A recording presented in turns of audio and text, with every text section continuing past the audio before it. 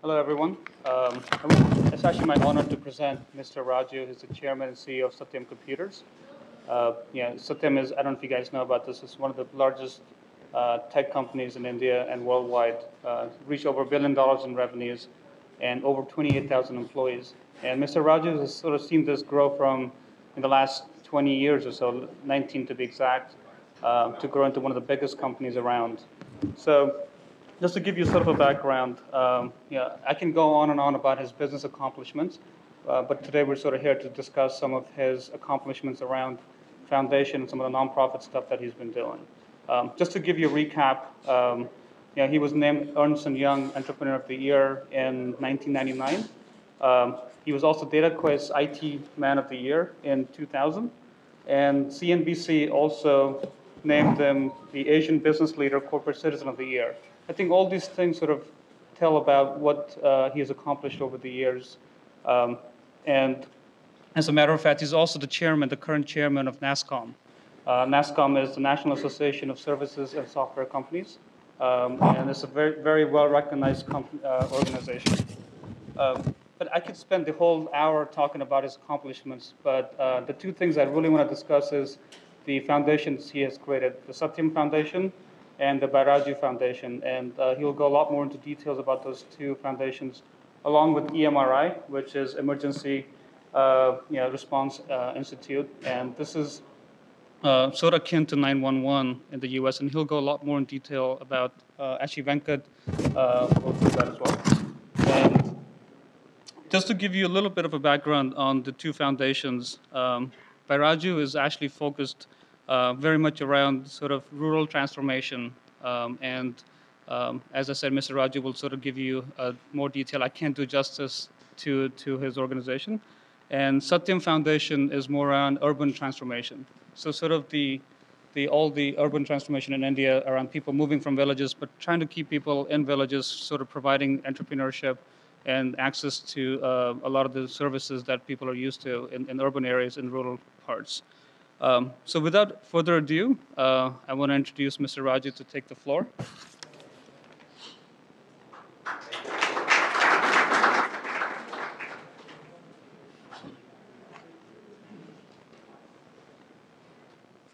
Thank you so much for this opportunity to be here with you today. Let me dwell, I will take 15 minutes, and after that, my colleague Venkat, who is the CEO of EMRI, Emergency Management and Research Institute, is going to specifically talk about the initiatives that we have taken in the emergency management and research area, which is equivalent of 911 in the United States. We have done some work, and we're quite proud of the fact that we have made significant progress. I would like to briefly talk about Satyam for no more than a few minutes, and after that, share with you some experiences in initiatives that we have taken on the corporate social responsibility front, particularly in the area of rural transformation. As a company, we went public in 1992. And when we went public, our revenues were less than $1 million. And last year, we have, in fact, done $1.1 billion in revenues. This is nothing compared to the accomplishments of Google. You have achieved $1 billion in a much shorter period of time. And every internet user is one who appreciates and is thankful for the kind of quality services that we provide. While that is the case, Satyam Computer Services became, in this short period of time, by far the largest company in the state of Andhra Pradesh in India. And we were the first Andhra Pradesh company, Andhra Pradesh, which has about 80 million people. In that state, we became the first billion-dollar company. This means a great deal for a developing country, that there are opportunities such as what one witnesses at a global scale coming from companies like Google. And as a company, we have always been conscious of the fact that we need to do something and give back something for the society. Before I dwell into that, let me talk to you a little bit about some of the changes that we have seen in the company itself. In the last 14 years or so, we have gone through many transformational initiatives. The change that we are witnessing globally is demanding that companies reinvent themselves constantly.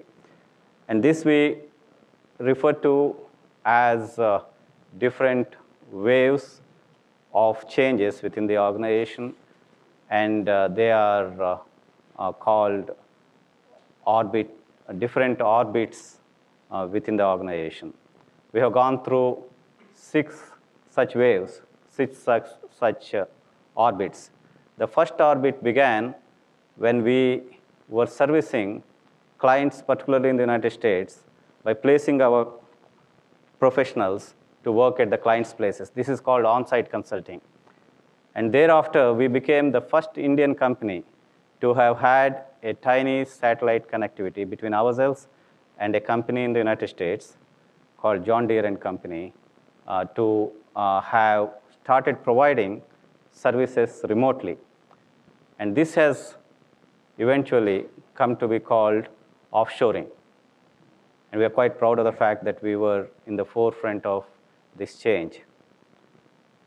The next orbit for us was to prove to our clients that they can get dependable services from us, which meant that we had to prove that our processes were mature. Therefore, quality initiatives such as SCI, CMM Level 5, or Six Sigma, or ISO 9000 are the ones that brought us the required recognition among the companies globally, and this is Orbit 3 for us. Orbit 4 for us was reaching out to our clients globally and to prove to them that no matter where we provide the service from, that we are operating very close to where they are, and that meant opening number of centers. We operate from about 20 development centers globally today. And these are called off-site centers. And in the recent past, this definition has been further extended to include what is referred to as nearshore centers. A nearshore center is one which has operations in a country very close to the country where we service our customers. Therefore, Canada becomes a nearshore center for the United States, and China becomes a nearshore center for Japan.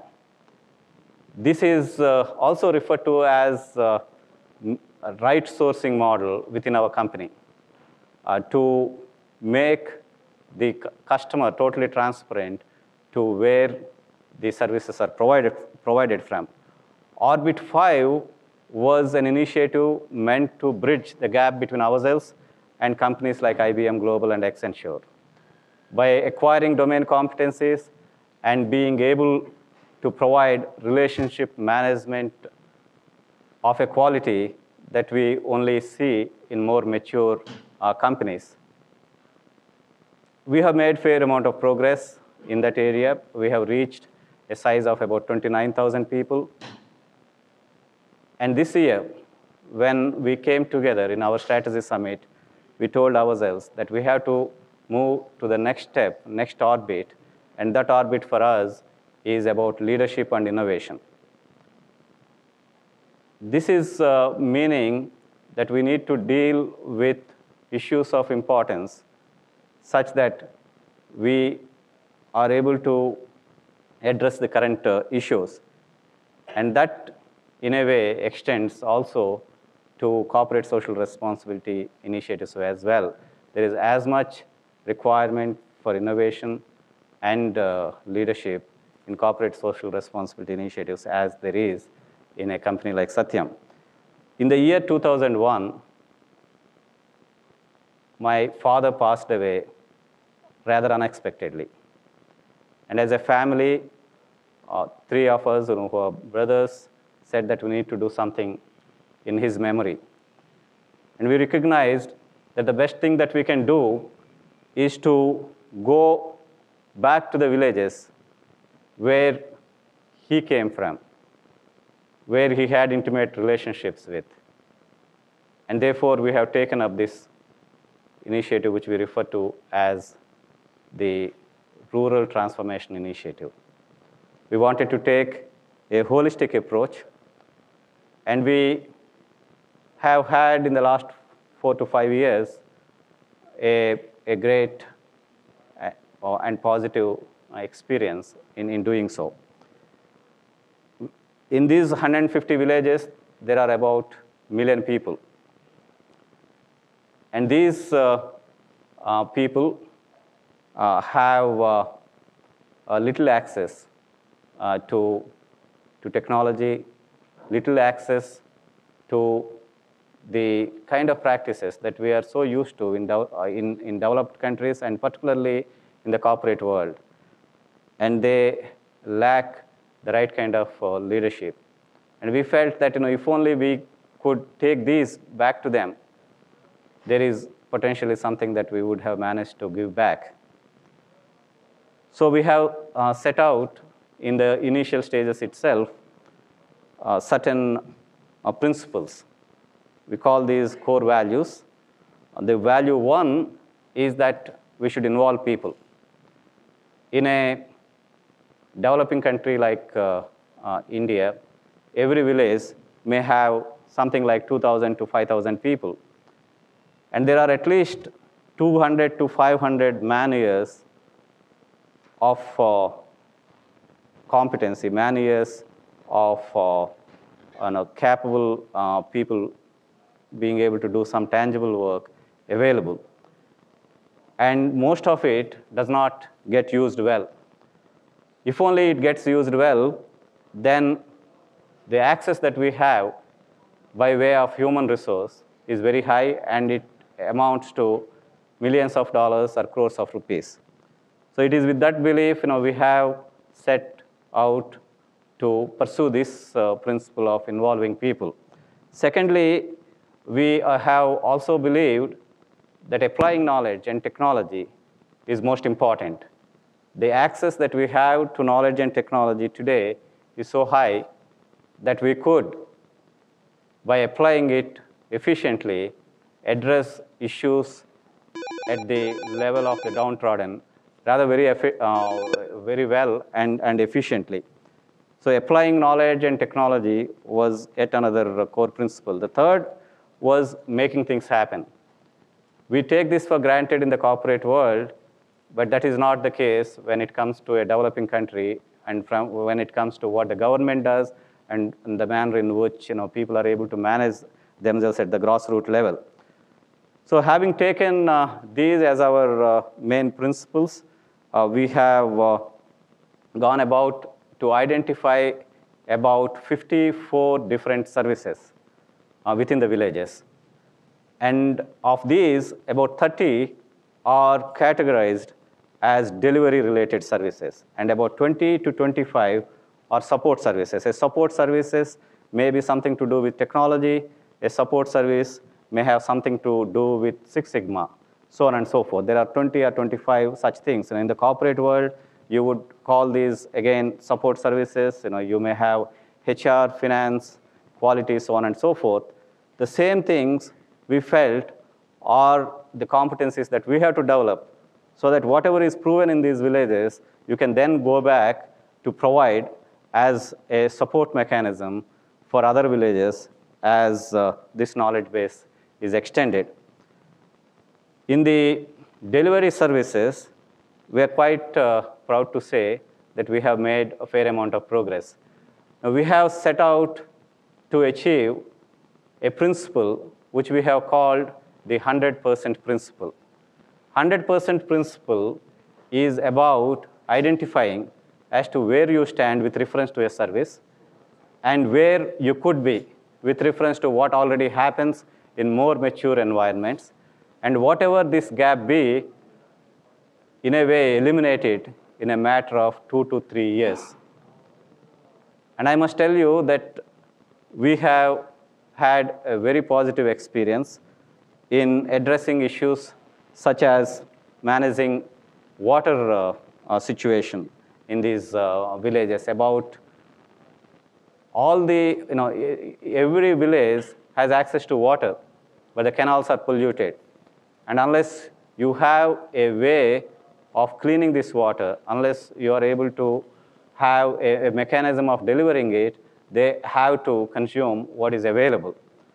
So we have established mineral water plants, and these plants are able to supply water in 12-liter cans at a cost of 1/4 of a cent. And this is door delivered.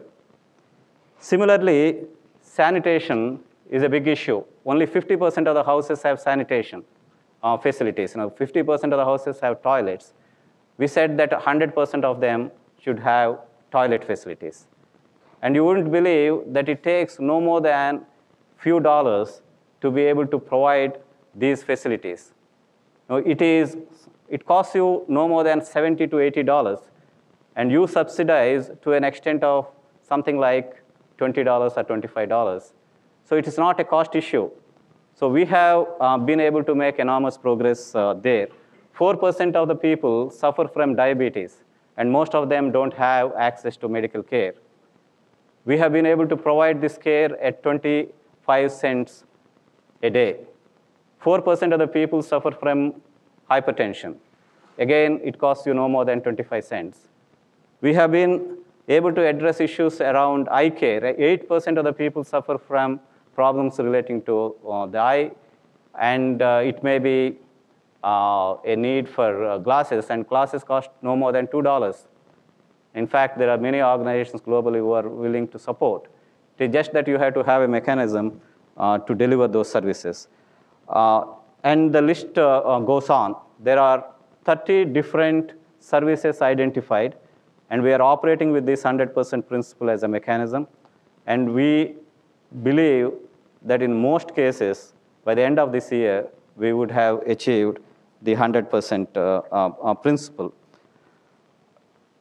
I would like to, given the limitation of time, only talk about what we have learned, what personally I have learned as an individual in doing so. Generally, you operate with a mindset that poverty is difficult to eliminate, and that it would take 30 or 40 years for a developing country to become a developed country. Our experience tells us that the issues at the grassroots can be addressed in a matter of few years. It doesn't take 40 or 50 years for a developing country to become a developed country. It would take no more than a maximum of 10 to 15 years. And if it is done in a focused way, as I was reporting here, in a matter of 3 or 4 years, we are able to provide services at levels that can be compared with what happens in a developed country. The second learning is that the satisfaction you derive in providing these services is far greater than the satisfaction that you derive in deploying your resources for your own personal benefit.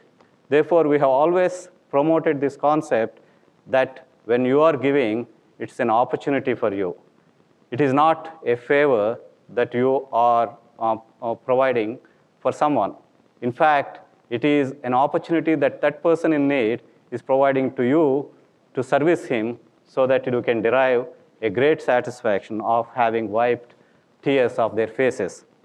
The third thing that we have come to realize is that saving lives is a more serious business than making money.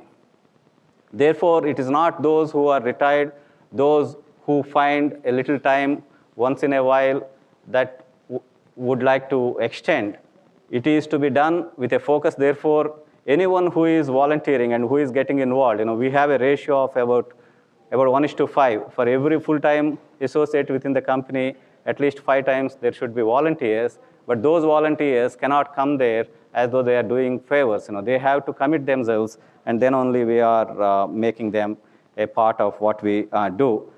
I would like to very quickly state that each of these services are regarded as businesses, where benchmarking every activity against the best that you observe and see happen in the best of companies. And we are saying that is the benchmark. It is just that you have to extend the same level of service even when it comes to servicing a need at a rural village. And we are addressing a couple of issues. One is about each business having the best assets that you can imagine, and we monitor them through a process called the 6P model. You would like to see the people dimension at a mature level, a process dimension at a mature level. It is the product, which is about automating things at a mature level, proliferation, which is about adopting the best practices, patent, which is about innovation, and finally, promotion, where you are able to effectively communicate what you are doing. So this is the asset dimension. The other dimension is what is referred to as the 5R dimension. Everything ends with an R: faster, better, cheaper, larger, and steadier. We're saying that on these dimensions, you have to measure the outcomes. And we believe that kind of focused attempt is bringing about a greater delivery mechanism. Satyam Foundation has adopted a principle of having at least 10% of the people being encouraged to be volunteers within the company. And we have an initiative called the Magnificent 7 Initiative. And Magnificent 7 Initiative is about having groups of 7 people formed among these volunteer groups to work on being able to make a difference when it comes to specific projects.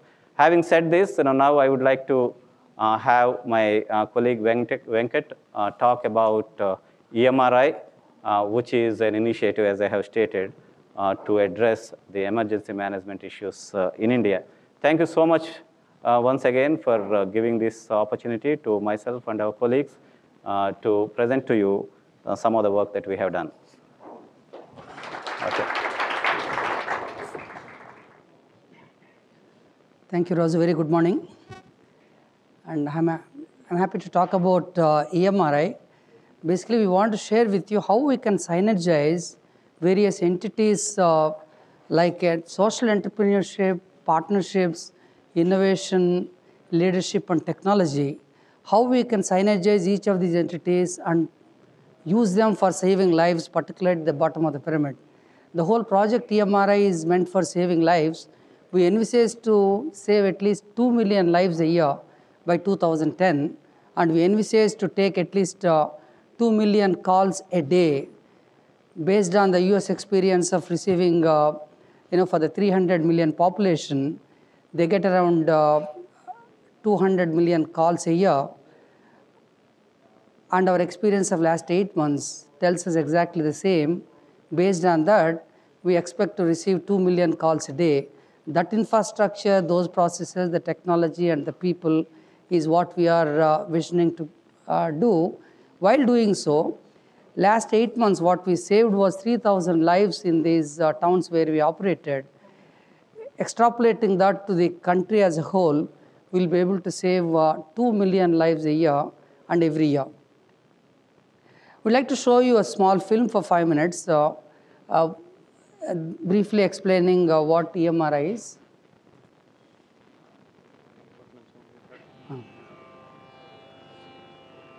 Pranam deva anuprananti manushyaah pasuvatsaye prano hi bhutanam ayuh tasmat sarvayushamuchyate.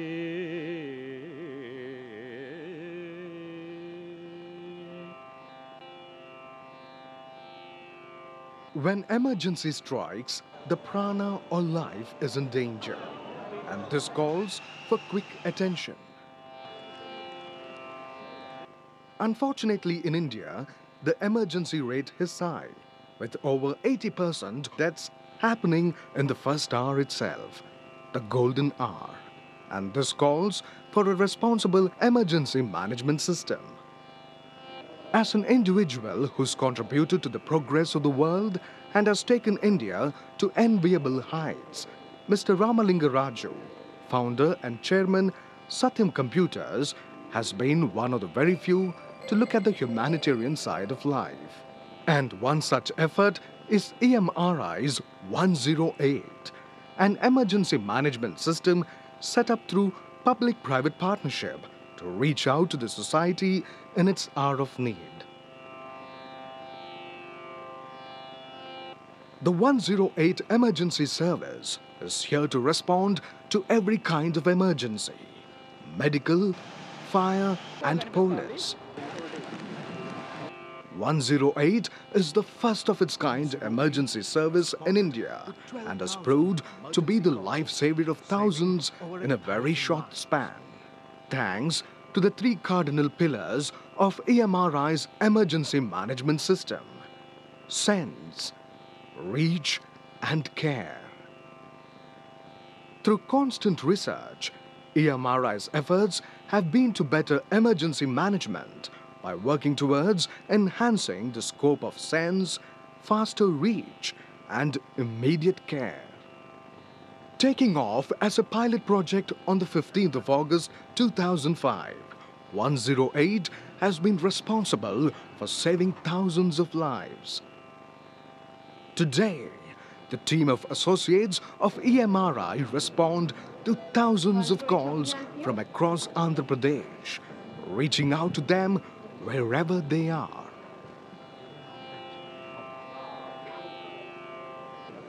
In managing emergencies, technology can play a key role, and providing this support to the EMRI is Satyam Computer Services Limited. EMRI is backed by high-end technology comprising voice loggers, GIS, GPS, and mobile communication.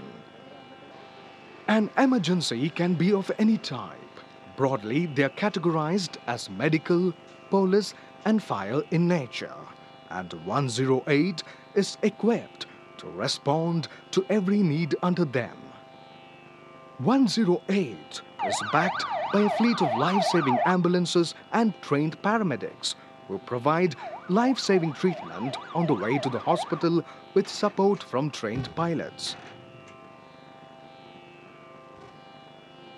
EMRI's focus has been to take emergency care to the poorest sections of the society, which accounts for about 80% of our nation's population, and to give it the much-needed special status. 108 is a toll-free number accessible from both landlines and mobile phones. 108 has truly been a lifesaver to many a life, both in the urban and rural areas, with many having a reason to thank it.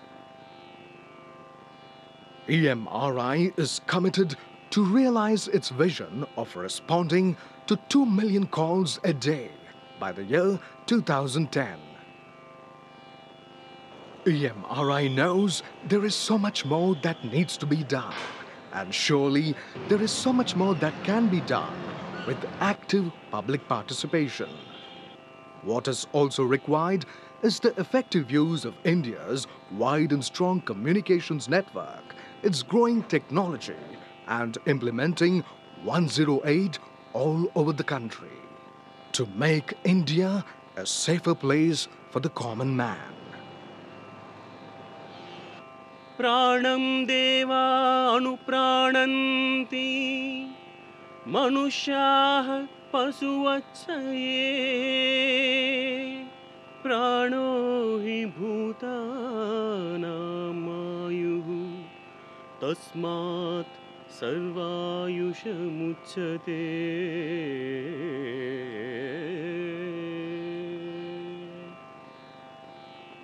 I'd like to share with you what happened in the last 8 months and what we could achieve in terms of the metrics, and then how it was possible in terms of creating differentiators at various levels. But we must tell you this project wouldn't have been possible so soon but for the Google. We could, more than first 6 months, we spent time in finding out what are the best practices in this field of emergency management and what kind of best practices are there across the world, what kind of ambulances have been there, and then we created the differentiators. So I'd like to share with you that in these 8 months, we were able to launch in 38 towns in Andhra Pradesh. Andhra Pradesh, one of the 29 states with a population of 80 million out of the 1,000 million population in the country. Starting on 15th August at Hyderabad, we launched till now 38 towns, 108. This was launched by the Chief Minister on 15th August with the IT Minister, and then President of India launched in Bhimavaram on the Jan 9th, and then 36 more towns were launched. Basically, what we achieved was 40,000 emergency calls we handled in the last 8 months, and out of the 1.5 million emergency calls, the balance calls basically talk about enquiries and what you do kind of things, which we are transferring it to the IVR in course of time. And at a cost of $1 a call is what we have been spending today to handle one emergency call, against what it costs according to our study, $43 in US. Whereas we have been able to take almost 85% of the calls in the very first 2 rings. And most importantly, 43% of the emergencies are medical. Against, we estimate here it to be around 20%.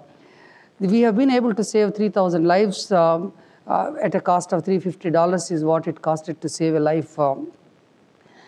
From the time call comes, taking the info, sending the ambulance, taking the patient to hospital, we were able to do that in 35 minutes in these medical emergencies of close to 18,000. The 3,000 lives, basically more than 1/4 or so close to that is from head injuries of road traffic accidents, followed by traumas, and then to the pregnancies and pediatric. This number will keep going up as we cover more and more rural areas.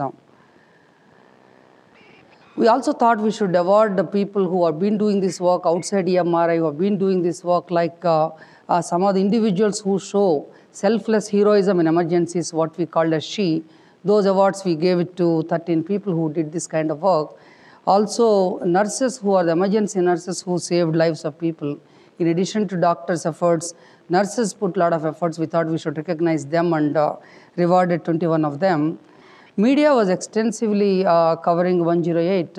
I don't think a day passes without 108 being covered in Andhra Pradesh or sometimes in the national channels, in the regional language as well as English channels. Basically, EMRI was formed last year on April 2nd, 2005, the day on which we signed a public-private partnership with the government of Andhra Pradesh.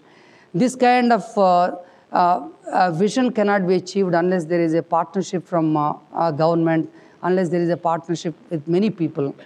So from that day, April 2nd, after signing the agreement, we said that it has to be a not-profit institute, it cannot make profits.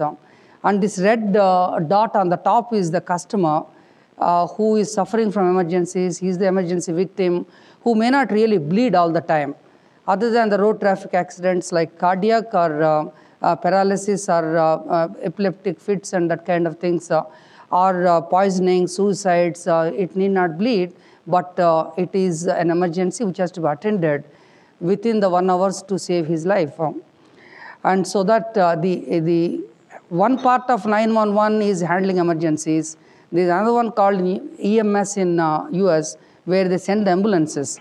We combined both of them under one roof, saying that taking the number, taking the emergency victims' information and sending the help, if it is under one umbrella, the processes can be better. And that's what we call as EM part of emergency management till such time the help reaches the victim. And the R part of EMRI is the research part, why these emergencies are happening, and can we prevent them, can we handle them better. And the I part is basically training, institute part where we want to train and create value at various levels who handle the patients. Instead of patient going to the doctor, the hospital, can we add value before reaching the hospital with a first responder who attends to him at the house or on the road, or the emergency technician who handles in the ambulance, and then the doctors who attend to him in the ICU or in the emergency room. At these 3 levels, we are designing training programs to add value to the emergency victim. Actually, we ventured to define emergency because 911 has been here last 25 years. No need to define emergency there. We were to say it has to come suddenly, it has to threaten the life, but your property also can be danger. You can also think of an order of the life getting disturbed. Any of the conditions involving medical or a police or a fire, together occurring at individual level, not at where thousands and millions people getting involved in the tsunamis and floods. That disasters are separate from these emergencies which happen at individual level, which were by and large not so much attended to till now. And these emergencies unfortunately occur at the bottom of the pyramid. Since the population is that 80%, that is what we need to address and attend to those emergencies and bring them back from emergency. The context is, as we have seen, 80% of the deaths happen in the first 1 hour of admission. That is because somebody delaying and the admission process and taking inability to dial, inability to get help, inability to get transport, inability to get a pre-hospital care led to the deaths in the hospital in the first 1 hour itself. On the top of it, 136,000 mothers dying every year during pregnancies. Particularly, it doesn't happen during the pregnancy. It happens after the delivery when the bleeding is unable to be controlled. Road traffic accidents, though the number looks to be smaller, but this is what is reported. But unfortunately, 450,000 people lose one of their limbs every year. And then 200,000 which happen every day emergencies are underreported, not reported, not recognized as emergencies. This is the context of setting EMRI to save lives from these emergencies and give them that convenience. What they need convenience is a single number. What they need is a transport facility. What they need is pre-hospital care. So we thought to do this, we must differentiate what we are providing at various levels. We said in which way people get differentiated, in which way process, the technology, ambulances. On the top of it, campus has to be something distinctly different. With whom we collaborate has to be different. And why we are doing research which is distinctly different from any other 911 and other institutions. On the top of it, how do we train and advocate people? These 8 I would like to elaborate. The first one, people, what we thought is, we don't want qualified BTechs and MTechs and the engineers and that kind of thing for doing this job. What we need is someone who listens, someone who is positive first. From the time he gets into the ambulance, this guy, instead of saying, you will die, he has to say, you will live. So, I mean, it's really difficult to build that attitude. On the top of it, what we expected him to be a little more elegant in terms of his drive and compassion. On the top of it, he cannot afford to be subjective and getting treatment. He has to be objective.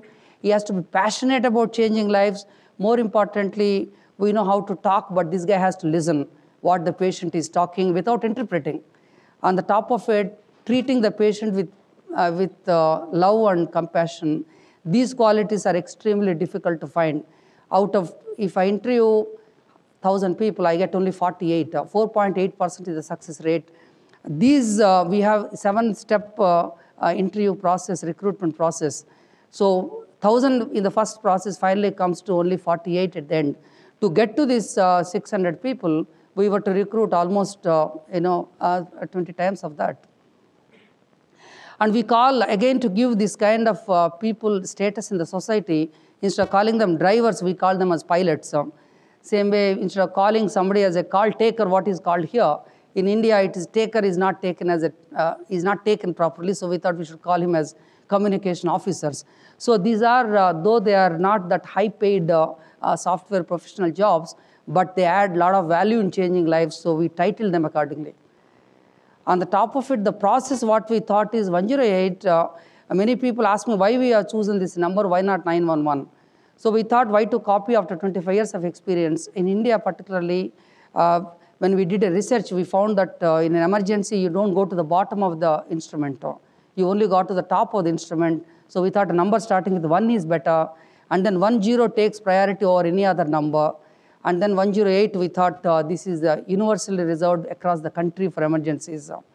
And particularly, we made sure that when we did a research, when we got this number, we asked people, they said, is it free? I don't mind dying, but I won't spend 1 rupee for dialing this. So we were to make it free first. Then we did one more research. They said, is it possible to dial on both of them, landline and mobile? Then only I'll use it. So this mobile phenomena had caught up so much that even in emergency, he wants to use his mobile and get the satisfaction. We said, okay, we will give you that also. It can happen on both of them. And then we said, then they said, why is what is the significance of this number? So many theories we have been telling people after getting this number. If you want to treat this number as spiritual, you treat it. 1 plus 8 comes 9, you think like that. And 108, many religions treat it as a spiritual number. Whatever you want to do, but please dial in case of emergency. And then we thought the process we defined is it has to land on the PSTN and to the nodal switch, and then it takes inputs from various servers. And from the servers, the CO takes the input, what telephone database it has, all the landlines, it takes the input from there, the address pops up on the system, and then transfers this data, what he got from the emergency victim to the dispatch officer. Then he takes inputs again from the emergency database, which hospital, what kind of things, and then the GIS database he picks up and identifies which ambulance is the nearest and closest which he can assign. This is the entire process. In the process, there is a doctor sitting in the call center who conferences with the patient and tells him whether he needs medical help even before ambulance comes. If he's hypoglycemic, he tells him you need a spoon of sugar you take before ambulance comes. That kind of advice for a common man who could not even afford the 5 rupees to go in a cycle rickshaw, he is able to afford to ring up free, get into the ambulance free, and get also medical advice free. So the various applications in terms of what a communication officer requires or a dispatch officer requires, what vehicle management systems or pre-hospital care systems and on the top of it, we know precisely in these 40,000 emergencies what the geographic, demographic, medical information, what applications are required to handle these. And the GIS maps of all these towns are there with 40 landmarks per square kilometer kind of thing, helped us really to assign the vehicle, and the guy is able to go pilot and the EMT faster. On the top of it, the deployment of ambulance also we are able to do with this. More importantly, now we are able to even predict what kind of emergencies will come in this area. The fourth differentiator is ambulances. Having people and process and technology, we thought we should take him finally. Having the most latest process and technology of no use, but the guy should be transported in the latest ambulance. That's where we used extensively Google more than anybody else. We must have jammed the whole system. If you had seen April 2005 to June 2005, I saw 400 photographs of ambulances across the world. Then we thought, let us not believe all of them. Let us go physically and saw them again in US, in Singapore, all that. And finally, we designed something unique where we thought we should have an Indian vehicle. We bought the Tempo Traveler only for $12,000. Then we spent another $33,000. We thought patient comfort is important, but more important is relatives' comfort. Patient's relatives' comfort is important, so let him have air-conditioned ambulance. And patient relative safety is important, so we thought he should have the belts and that kind of thing. And more importantly, we thought the public safety is important outside. What is that we are giving outside and how the pilot drives now. Then we thought patient comfort, not one stretcher, he must have 5 stretchers. Not the normal stretcher, for scoop stretcher is for spinal injuries, wheelchair for somebody who cannot walk, children's stretcher is different, foldable stretcher is different. And there are many other things like splints are there to immediately cast when there is a fracture, to immobilize the fractured portion. Or we have, particularly to meet Indian medical conditions, we have a small rope which costs less than $1 to save a guy when he drowns in a well. Or we have extrication tools inside this box where the relatives sit to remove the patients from the accidents when the collision takes place. That's why last week somebody was telling me, don't use this word accident. They said, accident, what is this? In your country, it is accident is something which happens suddenly, unexpectedly. But all your accidents, you know you are going on a wrong way. You know there is no helmet. You know you don't have a seat belt. And you are going anyway opposite side. Whenever there is a put there, don't enter, you enter there. So these accidents are all known.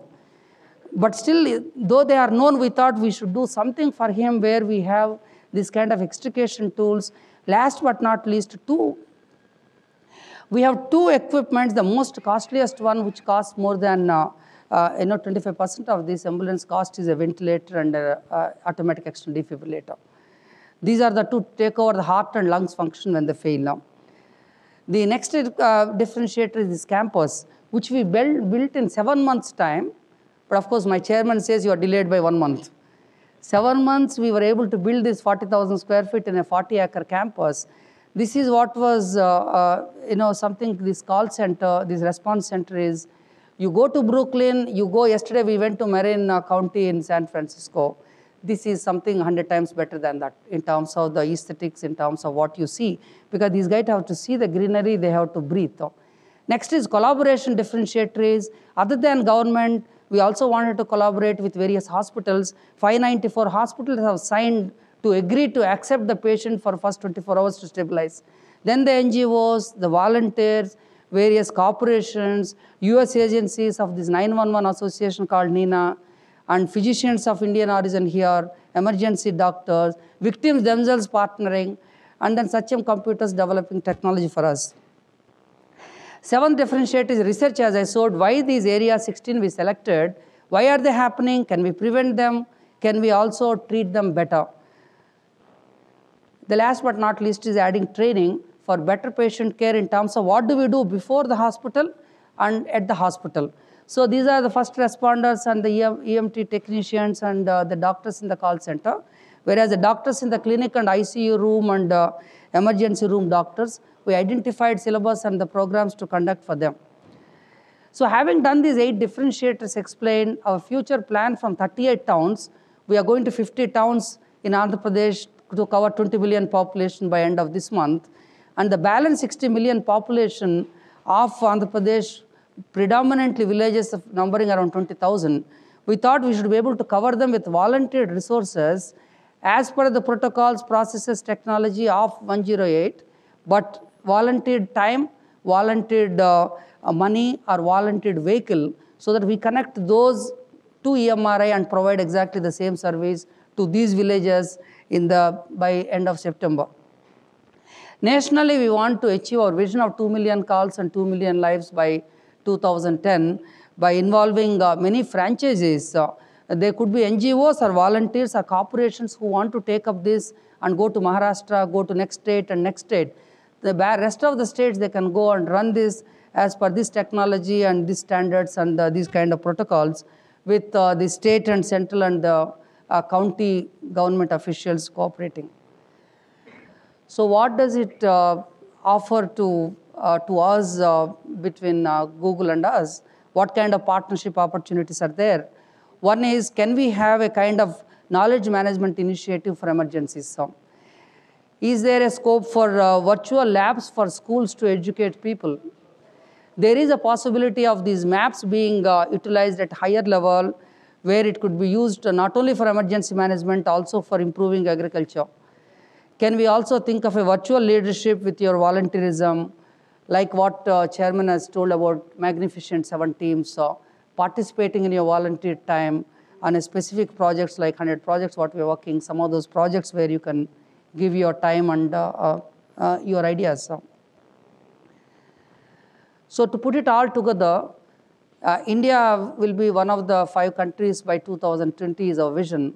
To make it happen, the GDPs and agriculture and manufacturing, all that is going on one side, the services.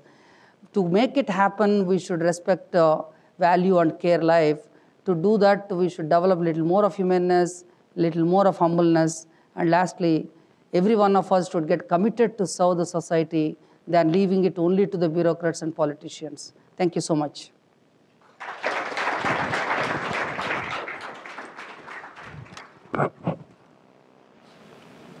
So we only have a couple minutes to ask some questions.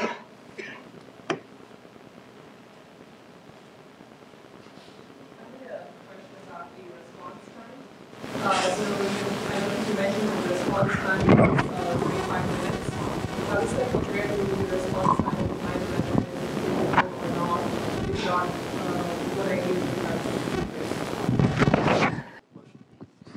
Yeah, the question is, how does this 35 minutes response time compare to the other countries? I mean, US particular 911.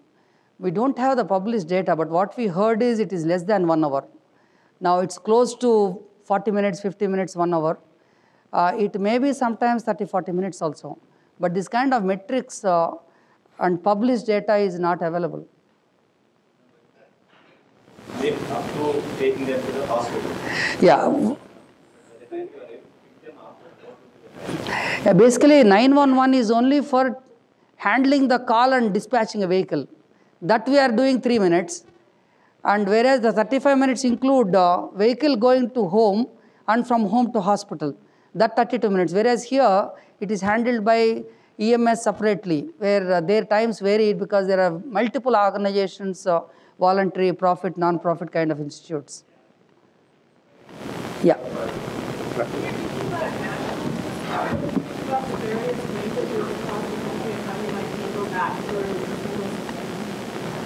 Nationally, how do we go with a single system? National platform? Yeah. Given all the linguistic diversity in India? Yeah. But do you think a single platform would ever really service that, or do you think we have to localize? No, actually, the question is that how do we expand from Andhra Pradesh to other states? Do we need to modify? Do we need to adopt anything? Frankly, there is not much of adaptation in terms of the processes and the technology. It's only the people locally, you have to employ them who could identify the place and take. And the emergencies are exactly same. Same kinds of emergencies happen. It's only the local governments have to support them as much as this government is supporting us in Andhra Pradesh. That's the only variation.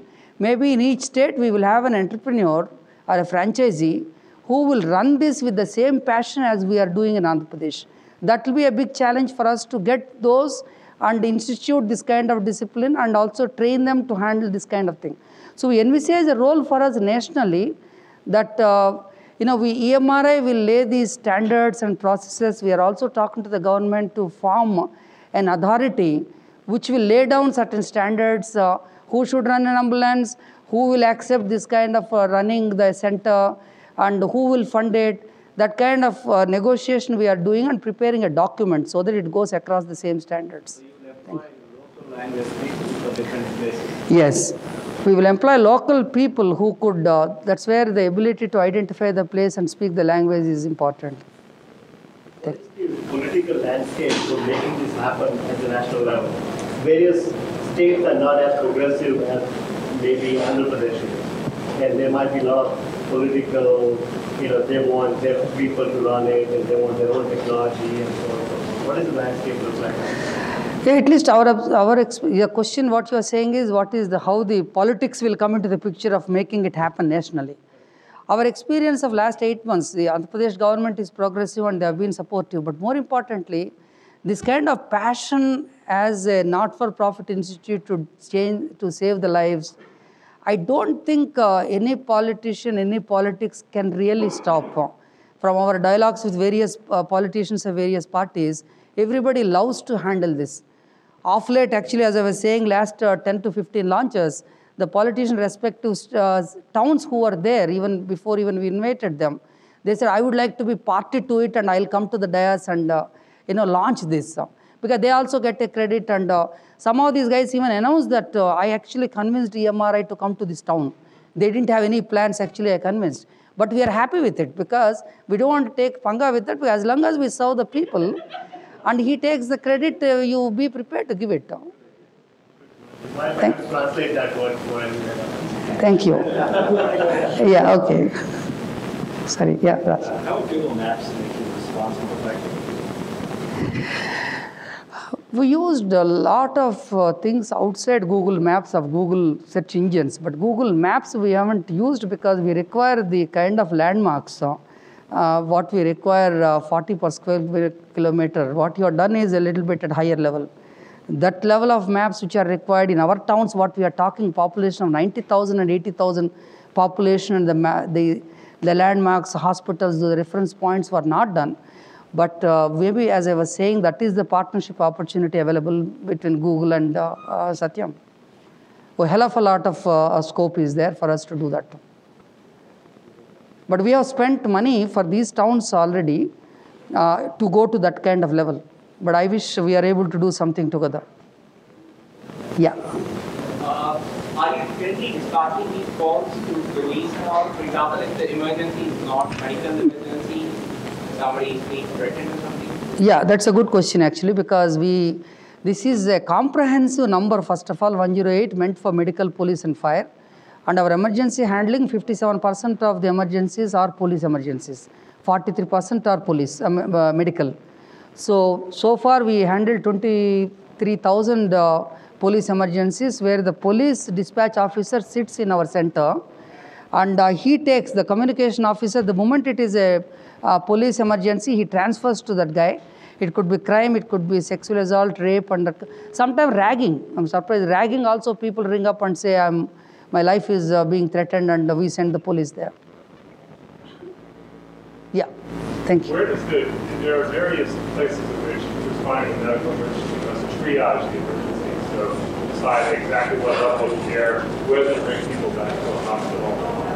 How do you train your people to do this triage at different points, and then you get people qualified? And you see these special challenges in bringing this kind of thing out into rural areas where transport times will be much longer to get back to the hospital. Yeah, thank you. You want to know what kind of triaging we are doing to ensure that he goes to a right doctor for the care. Basically, transport time we want to minimize, where we are putting an ambulance for 100,000 population is one ambulance kind of thing is what we are planning. So country as a whole, we require 10,000 ambulances to see that the distance traveled is only both the ways is less than 1 hour, so that the golden hour could be maintained. Secondly, the emergency technicians is a profession which doesn't exist in the country. This is the first time any concept called pre-hospital care is. First time what we did was, we took the trained nurses, we took them physiotherapists, we took the other people first, but we couldn't get the numbers. So we took life science graduates, fresh ones, and trained them for 3 months. And first month in the classroom, 1 month in the ambulance, 1 month in the hospitals. Then every 2 months we call them back for refresher courses, so they're able to see the patient. Particularly what they need to do is, the 16 emergencies we identified, right from cardiac to poisoning to this, what they need to do in terms of airways, in terms of breathing, in terms of circulation, what they need to do, minimum protocols we have given and kept in the ambulance for him to do. Whereas normally triage is done in US in the emergency departments. Unfortunately, those numbers don't exist. So we are also working in the direction of upgrading those emergency rooms and casualty rooms, so that emergency medicine as a profession has to be brought to the country. It doesn't exist today, unfortunately. Thank you.